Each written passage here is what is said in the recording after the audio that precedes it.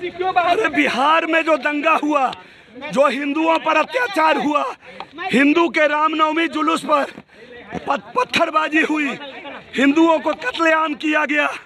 मैंने मुख्यमंत्री को सदन में आकर जवाब देने के लिए कहा, मुख्यमंत्री को सदन में आकर जवाब देने के लिए मैंने कहा। आसन ने निर्लज्जता दिखाते हुए, आसन ने एक पक्षीय कार्रवाई करते हुए मार्शल आउट करने का काम किया। लोकतंत्र आज शर्मसार हो गया, लोकतंत्र बिहार का आज बदनाम हो गया। जिस तरह से सदन के मुखिया है मुख्यमंत्री, मैंने उनसे जवाब तलब किया कि दंगा पर आप अपना बयान दें।